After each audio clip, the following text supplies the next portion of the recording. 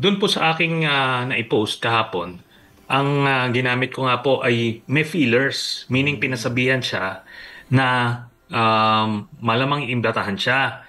Kaso yun na nga, humihingi siya ng mga ilang kondisyon. Yan po ang nakalap kong impormasyon. Kaya nga doon sa message ko, ituloy lang natin yung pressure para sa panawagan na imbitahin siya ng ICI.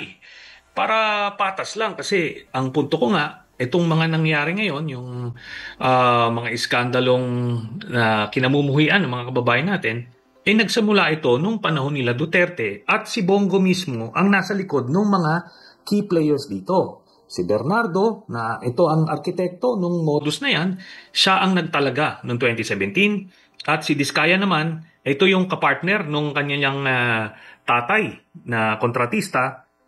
At yun ang lumaganap yung kanyang negosyo nung panahon din nila Duterte. Kaya kung gusto natin makita yung ugat nitong problema na to, kailangan ipatawag si Bongo at patawag na rin yung tatay at kapatid niya. Senator, saan po galing yung word na malamang imbitahan siya? Ano po? Yun nga ang sinasabi natin, mananawagan tayo para imbitahan ng ICI para lang makita nila kung saan nagugat ito. Kasi pinatawag na nila lahat, yung iba't ibang senador, mga congressman. At ito naman, nagbigay naman ako sa kanila. Binigyan ko ng kopya yung ICI nung complaint na final ko. Kailangan din marinig nila mismo yung paliwanag ni Bongo. Bakit nakakuha ng 200 na kontrata yung tatay at kapatid niya nung panahon nila?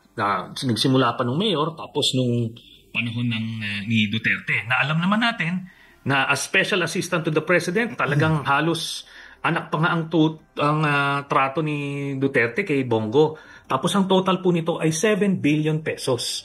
Krimen po yan, maliwanag po yan sa ating batas na bawal magkaroon ng kontrata ang iyong kamag-anak sa nasasakupan mo sa gobyerno.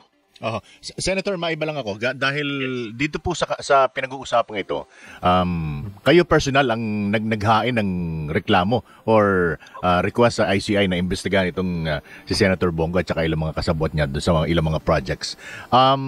Iba to doon sa iniimbestigahan ng ICI. Paano po ba yung sistema diyan? Halimbawa katulad niyan, kayo personal kayo naghain ng information sa ICI. Binibigyan ba yan ng kopya o kayo din mismo bibigyan ng kopya kung ano bang magiging tugon ng ICI doon? Iimbitahan ba siya or i-update kayo doon sa reklamong ipinasa ninyo sa ICI? Paano ba 'yon? Liliwanagin ko lang po na hindi po iba itong sinampa ko ng kaso sa ombudsman at yung iniimbestigahan ng ICI. Okay. Lapat na lapat po yan kasi ang pangalan nga nila Independent Commission on Infrastructure. So infrastructure in general, flood control man, mga road widening, mga bridges, mga substandard, lahat-lahat, mga ghost projects. Meron po yan doon sa mga ebidensya na ibinigay ko. May 400 million pesos worth na flood control projects din yung kapatid ni Bongo noong 2023 to 2024. So pasok na pasok dito sa iniimbestigahan. At hindi lang yan, yung iba't iba pang modus. Iba't ibang ginagawa nila yung pagjo-joint venture para ma-circumvent yung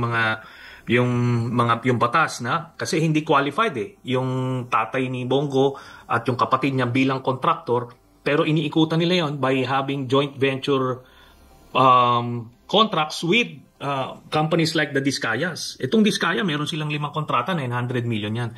Kaya hindi po iba ito. Itong ang ginawa ko, tulong na sa kanila para makita nila kung saan ito nagsimula.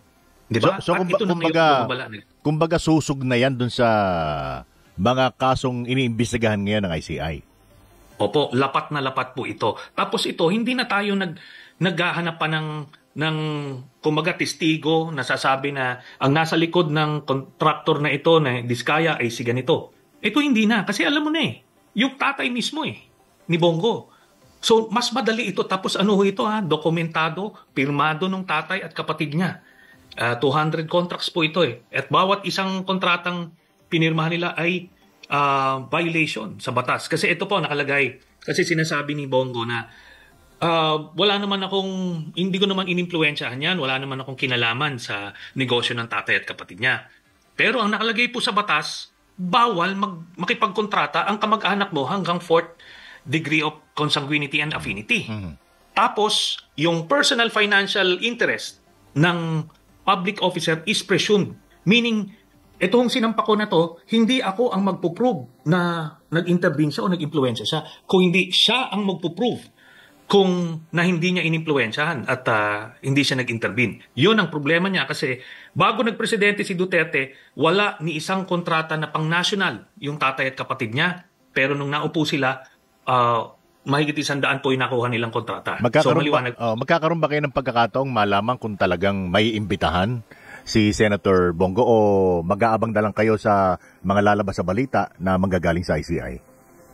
Baka malaman din naman natin in advance, pero sabi ko nga itulak natin yung pressure na ipatawag siya para makita ito rin pagkakataon niya to para malinis yung pangalan niya, di ba? Kasi kung wala siyang kinalaman talaga dito, yun yung pagkakataon niya para ipaliwanag yung side niya. Yun nga po, naulinigan nyo po ba kung ano yung rason, kung yung mga hinihingi niya? Kasi parang nabanggit nyo po kanina, merong hinihigi na kondisyon. Ano po ba yung, alam nyo po ba kung ano yung kondisyon na kanyang hinihingi? Nung pinasabihan daw na baka imbitahan siya, ayaw umattend. Unless daw kasama daw niya yung ilang senador na pwedeng tumulong sa pagdepensa sa kanya. So, ang minention nga ay si Bato at si Aimee. So, yun yung mensahe niya. Hindi naman pwede yun. Na hindi ka naman grade 1 na kailangan mo ng chaperone sa mga ganyan. Senador siya, he should be able to defend himself. Pinapunta na dyan si Senator Chis, pinapunta na dyan sina Senator Villanueva, humarap sila bakit di niya gayahin yung kapwa niya senador, no? Oo. Nagpakita ng sa ICI mismo, hindi na kinakailangan At saka nagkusa, maski si Senate President Vicente Soto III. Nung banggitin mabanggit yung pangalan, mabanggit ang Senado, pumunta sila mismo, voluntary nagpunta doon, di ba? Bakit di niya gayahin yun? Yun na nga po. Ibig sabihin may tinatago. Maliwanag po yan. Kasi kung wala kang tinatago, wala kang maanumalyang kontrata, ano naman ang pwedeng ika-damage sa'yo ng mga tatanong ng ICI. Di ba? Pero alam niya na meron. Kasi maliwanag ko. Yung ordinaryong Pilipino naiintindihan po na krimen yung ginawa ni Bongo na inaward sa tatay at kapatid niya yung mga kontrata na bilyon-bilyon ng halaga. Tsaka in the first place, anong kinalaman ni Senator Aimee tsaka si Bato? Para isama, kalagsarin niya yun dun sa ginagawang investigation ng ICI, di ba? Siguro, baka kailangan niya ng may mag-aabogado o may mag-divert ng attention sa kanya. Kasi pag siya naupo doon, siya lang mag-isa ang sasagot. At maalala ninyo, noon pong pagkakataon na pinatawag ko yan sa Senado tungkol dun sa frigate corruption, talagang pinapunta ni Duterte yung buong kabinete niya. Tapos, hiniling niya sa mga kaalyadong senador na umattend din para hindi ako gaano makapagtanong kasi per round niyan, mag-allocate ng 5 minuto doon sa ibang senador. So, kinonsumo nila yung oras na supposed to be gagamitin ko pagtanong. Pero doon mo makikita na talagang pinoproteksyonan siya ni Duterte. At mensahe niya sa kanila lahat na bata ko yan. Huwag niyong papabayaan yan. Problema niya, nakakulong na si Duterte, wala na ho siyang sisilungan. Kaya for the first time in his life, very vulnerable po siya. Maiba din naman ako, former senator. Ito po kasing salin, ito napakalaking usapin nito. At kabilang nga, lahat po ng mga senador ngayon ay nakapag-file na ng kanilang mga salin. At si Senador Bongo, yung kanyang net worth, ayon dun sa kanyang huling salin na isinabit as of June 2025, ito ay nasa 32,431,512 and 61 centavos. Ano pong masasabi nyo dito? Malaking kasinungalingan po yan, tahasang panloloko yung ganyang halaga. Kasi alam nyo, kilalang kilala itong si Bongo na nakatira sa Ayala, Alabang. Magkano ho ang lote pa lang doon? Tapos malalaki po ang size ng mga lote dyan. Pati yung kanyang bahay na tinayo. 4 floors po yan, 4 na palapag. May elevator pa. Siguro abot po ng kalahating billion yan kung kasama na yung mga muebles, mga appliances at kung ano-ano. Tapos yung sasakyan na lang. Pag nakita nyo, alam nyo naman yung mga kasama natin sa media, sa Senado, yung sinasakyan ng mga auto ni Bongo, ano ba yan, mga Escalade na SUV na bulletproof, higit 10 milyon yan. Isang sasakyan pa lang. Meron mga backup vehicles pa. Tapos hindi ho nagpepermiyan sa isang kotse, nagpapalit-palit yan. tignan nyo lang ho yung nasa garahe niyan sa bahay niya. Talagang doon pa lang ho siguro abot na ng 200,000,000 sa kotse pa lang. Kaya sobra naman na panloloko yan. So yun nga, at ito yung pagkakataon din na kung magtutuloy-tuloy at siya'y may imbitahan dyan sa ICI, ito'y pagkakataon din para masagot niya itong mga ganitong naglalabasang issue. Opo, ganoon na nga po yan. At the same time, sana ma-take advantage ito. Kung masubject ito, mag-volunteer sa lifestyle check, sige, samahan ng media kung saan siya umuwi, makikita nyo. Talagang kikilabutan kayo kung gaano karangya ang pamumuhay niya ni Bongo. Tapos ito no? Alam niyo ba nung una sinasabi palagi ni Duterte na etong si Bongo ay bilyonaryo. Sinasabi niya yan sa media. Bakit naging bilyonaryo si Bongo? Buong buhay niya simula nung nag-graduate yata yan, executive assistant na ni Duterte. Wala naman nung negosyo yan na kilala na humahakot ng daang-daang milyon. Wala akong ganun. And besides, hindi nga nakadeclare sa salin niya. So, ito ngayon, gusto nilang, kumbaga, in a way to explain kung saan yung mga magagarang bahay at mga kotse, kung saan ang gagaling yon. Pero, since dineclare niya na 32 million, stuck na siya doon. Kaya, hindi niya na pwedeng palitan yan. Ito, partner, kung meron ka pang tanong. Oh. Hindi, tinitingnan ko kasi yung lote sa baka ako makabili tayo sa Ayala Alabang Yung ordinaryong lote ron, per square meter, 200,000. Pero tingin ko mababa pa to. Gano'ng kalaki yung square meter ba? Hindi, per square meter. Ganito lang yata. Diba, yung isang square meter, 200,000. Yun yung ordinaryo. Depende pa kung ang lugar mo kung matawagin ay premium lot. Di ba? Abutin ng mas mataas pa dun sa 200,000. So kung bibili ka ito lang ho. Kung 1,000 square meters lang ho yung ito, malaki, kumbaga yung 1,000 square meters sa ordinaryong Pilipino, malaki yan, pero sa Ayala Alabang, yan yung katamtama na cut. Di 200 million kaagad yung lote pa lang. Yung pinagawang bahay, sa ganyang lugar pa naman, Senator, di ba, merong minimum na pagbili ng lote. Nasukat. Hindi pwede 100 square meter lang bibili mo dyan. Hindi pwede. Siguro, maliit na, ang pinakamaliit dyan, siguro mga 500 square meters. So, 100 million, doon pa lang. Tapos yung bahay apat na palapag 4 stories yung bahay niya. May elevator. So, ang kwentahan po dyan, pagka high-end yung construction, per square meter yan, siguro mga nasa 100,000 per square meter. Yung kontrata. Construction. Yung, kunyari, mga low-cost housing, pwede yan, mga 20,000, 25,000 per square meter. Pero yung mga high-end, kasi gagamitin yan ng mga flooring na mga mamahalin, mga marble o anumang finish. Actually, maliit na yung 100,000, Senator, sa ngayon, no?